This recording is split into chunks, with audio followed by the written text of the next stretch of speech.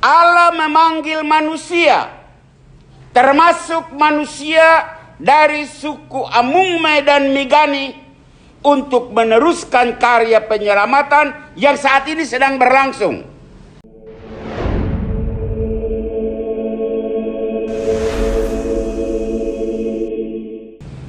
Bapak-bapak, ibu-ibu, saudara-saudari dan adik-adik, anak-anak yang terkasih, umat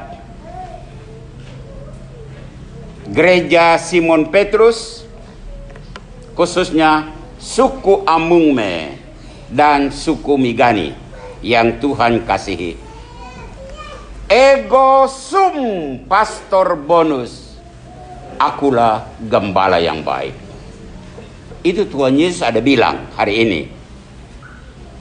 Dan gembala yang baik itu, dia kenal, dia punya domba-domba. Dan dia punya domba-domba kenal suara gembalanya. Hari ini di seluruh dunia, Gereja Katolik memberikan perhatian khusus pada hari Minggu Panggilan. Pasti umat bertanya, pastor biasa datang ke sini kalau hari-hari khusus. Kenapa hari ini pastor datang misa di sini? Ya, sebenarnya yang bertugas kalau tidak salah Bapak Ben Meo. Tapi saya minta, saya harus di katedral. Ganti, saya mau ke Jalan Baru. Kenapa? Karena saya ingin menyapa secara khusus umat saya di Jalan Baru, suku Amungme dan suku Migani. Saya mau buat jalan pikiran dulu begini. Allah memanggil manusia, termasuk manusia dari suku Amungme dan Migani, untuk meneruskan karya penyelamatan yang saat ini sedang berlangsung.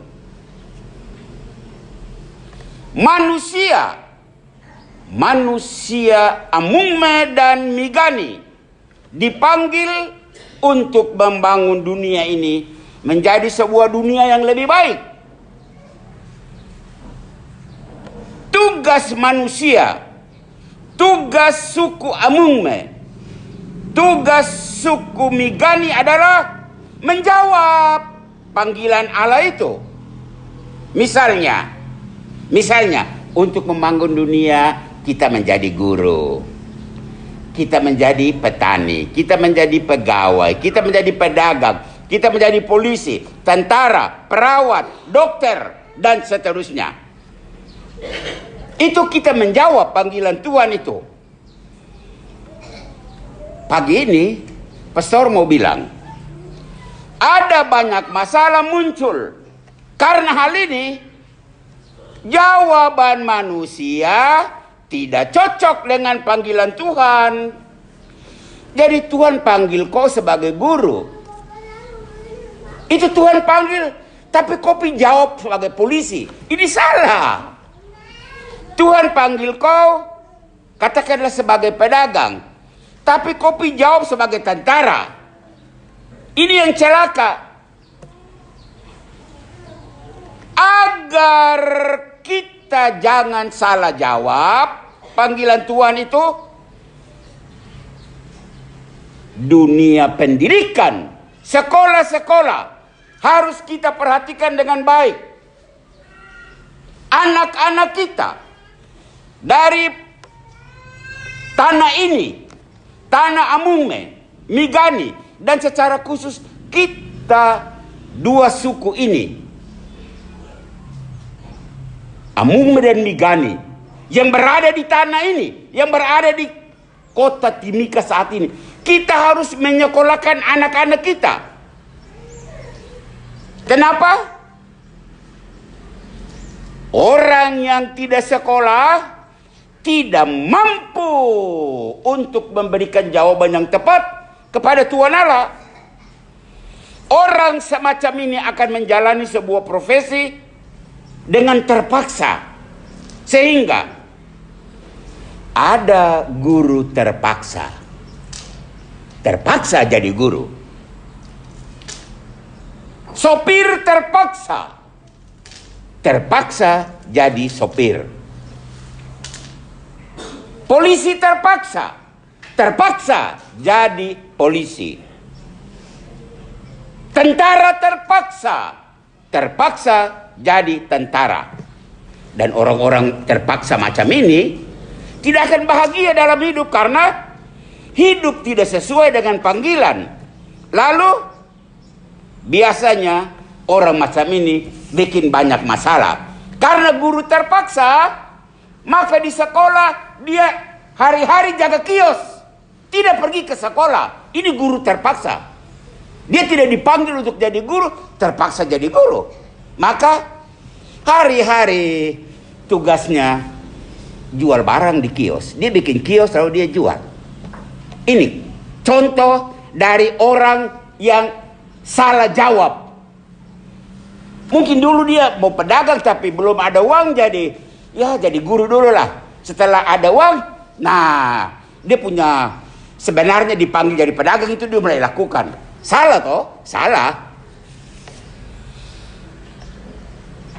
Nanti bulan Oktober tahun ini di Kauskupan kita akan ada tabisan 8 imam baru. Syukur dari 8 imam baru itu ada yang dari Migani, Frater Sisko yang ada di katedral saat ini, yang mungkin juga dia sering datang juga melayani kita di sini.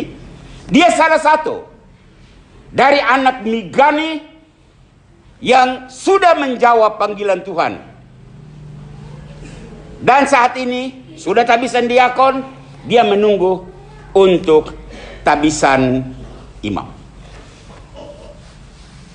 Membaca berita macam gini, saya masih sebagai pastor yang sudah 17 tahun bekerja di Timika ini, saya masih tetap merindu anak Amungme suatu saat juga akan ditabiskan. Kita berharap dan tetap berharap. Nah, pada hari Minggu ini, kesempatan hari Minggu panggilan, saya meminta perhatian kita semua, orang tua dari 2 suku ini, untuk memperhatikan. Silakanlah, mau jadi pedagang, mau jadi polisi, jadi tentara, jadi guru, jadi apalah, perawat, dokter, silakan.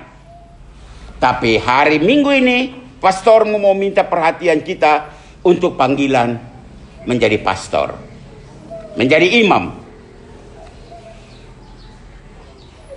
Pertanyaan yang harus kita jawab saat ini adalah bagaimana usaha kita, usaha umat Amungme, usaha umat Migani, agar anak-anak muda kita mampu menjawab panggilan Tuhan untuk menjadi pastor, jadi bruder, jadi suster, jadi orang yang bertugas di dalam gereja.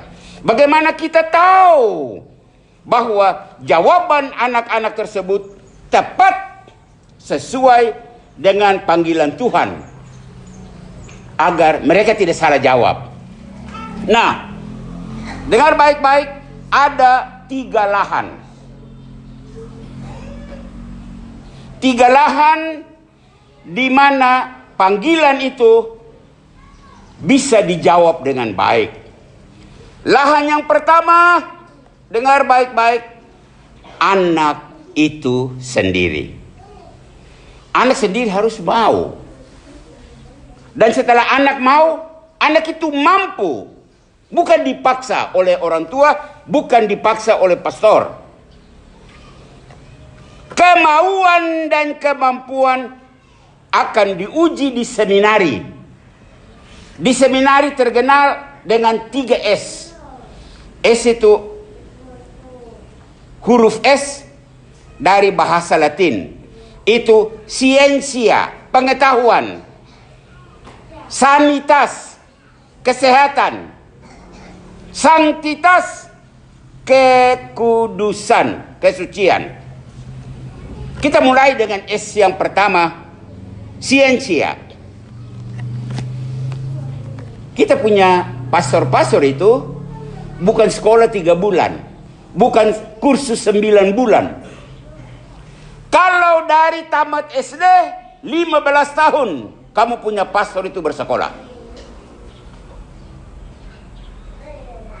Kalau tamat SMP baru masuk 12-13 tahun dia bersekolah. Kalau tamat SMA baru masuk seminari 8 sampai 9 tahun dia bersekolah. Coba, begitu lamanya siensia, pengetahuan itu dididik. Bagi yang lulus tes, silakan. Lalu menyiapkan diri untuk dididik, diasah otaknya. Umat kita sekarang semua sarjana. Banyak yang sarjana, baru pastornya bodok-bodok. Minimal pastor kita bergelar S2. Hanya memang jarang kamu lihat pastor-pastor pasang gelar di belakang namanya. Rata-rata S2. Itu wajib hukumnya. Maka anak-anak muda sudah tes di sekolah favorit, tidak lulus. Sudah tes di perguruan tinggi yang terkenal, tidak lulus. Saya tidak lulus, jadi saya mau masuk seminari saja. Kok salah? Seminari bukan menampung orang-orang bodoh. Seminari tidak menampung mahasiswa drop out atau siswa yang tidak lulus. Kamu punya pastor harus orang pintar. Umat membutuhkan pastor yang brilian untuk bisa merangkul umat, menghantar umat ke tempat yang lebih baik. Itu syarat yang pertama.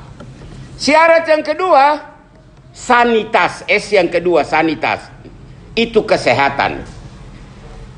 Memiliki kesehatan prima. Gembala yang baik itu harus sehat. Bukan sebaliknya. Karena anak ini sakit-sakit jadi kasih masuk di seminari sudah. Supaya gereja atur dia bukan kesehatan. Astaga. Seminari itu bukan balai kesehatan. Kecuali sudah jadi pastor baru sakit-sakit seperti kamu pastor ini. Ya, saya sudah 36 tahun. 36 tahun ini. Bukan, lebih 38 tahun menjadi pastor. Ya, mesin tua toh. Jadi mesin tua sering rusak-rusak, ganti mesin, ganti oli. Ya wajar lah. Tapi baru tabisan sudah sakit. Astaga. Ini biaya besar sekali ini. Maka frater yang sakit, biasa uskup dia bilang, kau bisa mundur kah? Ya, jangan jadi pastor. Nanti kau bikin susah umat.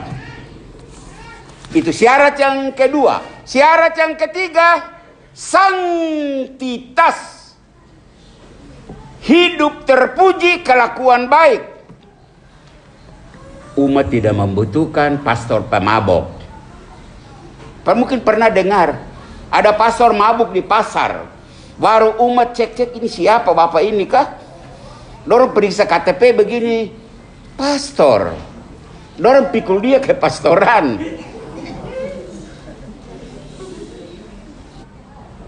Model-model begini, pastor, umat tidak sudi.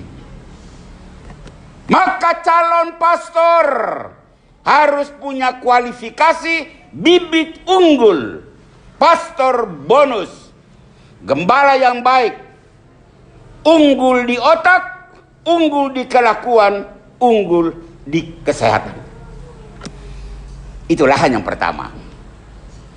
Anak. Mari kita lihat lahan yang kedua. Pastor sendiri, pastor paroki. Para pastor itu harus menjadi figur yang menarik anak-anak muda kita. Dia harus menjadi idola. Pastor harus menjadi contoh hidup, tokoh panutan. Pastor bonus, figur yang menarik. Maka dari paroki yang pastornya memble, anak-anak tidak tertarik mau jadi pastor. Mau jadi pastor macam itu kah? Tidak mau. Dari paroki yang pastornya punya banyak masalah, menciptakan banyak masalah, anak-anak tidak tertarik mau jadi pastor. Karena tidak ada idola. Itu lahan kedua. Kami para pastor harus menciptakan lahan itu dengan baik supaya anak-anak tertarik. Dan terakhir, lahan yang ketiga, itulah keluarga. Keluarga adalah seminarium primum. Seminari pertama di mana anak-anak kita dipersiapkan untuk menjadi pastor bonus. Dalam keluarga bibit unggul bersemayam, berkecambah dan bertumbuh. Dengan kata lain, bapak-bapak, ibu-ibu, dari keluarga yang suami istri suka bakalahi, jangan harapkan dari sana lahir calon imam, calon uskup, apalagi calon paus. Calon ikan paus iya. Ya memang bapak mau berkelahi hari-hari. Dari keluarga yang koruptor, pencuri, jangan harap dari sana calon pastor yang prihatin nasib orang lain. Bapak-bapak saja kasih tunjuk contoh pencuri, tidak perhatikan orang. Bagaimana anak mau perhatikan orang? Dari keluarga yang tidak tahu berdoa, jangan harap dari sana calon santo, calon santa. Aduh, pastor omong banyak ini, pastor umut bing, aduh terlalu berat kah? Bagaimana ini? Hampir kita tidak bisa kah? Kita harus berusaha karena ternyata ada orang bisa. Dan orang Papua, coba. Orang gunung itu sudah banyak, puluhan yang menjadi, berarti orang Papua itu bisa. Persoalannya adalah, apakah kita mempersiapkan lahan yang baik? Lahan penunjang. Kadang-kadang lahan sudah bagus, anak ada yang mau, keluarga juga baik, pastor sudah baik, tapi hasilnya tidak ada hasil. Tidak ada anak yang mau. Dan anak yang mau pergi tes begini terlalu lulus lagi. Lalu hari ini pastor mau menghimbau di hari Minggu pagi ini, kalau kita susah mencari calon, mari kita jaga pastor-pastor kita yang saat ini ada, ya. Kalau pastor itu punya kelebihan-kelebihan, mari kita beri dukungan kepada dia. Kalau pastor-pastor kita yang saat ini ada punya kekurangan-kekurangan, mari kita lengkapi kekurangan itu. Kalau pastor-pastor kita ada kelemahan-kelemahan, mari kita beri kekuatan kepada dia. Kalau pastor kita punya keberhasilan, mari kita memberikan pujian kepada dia.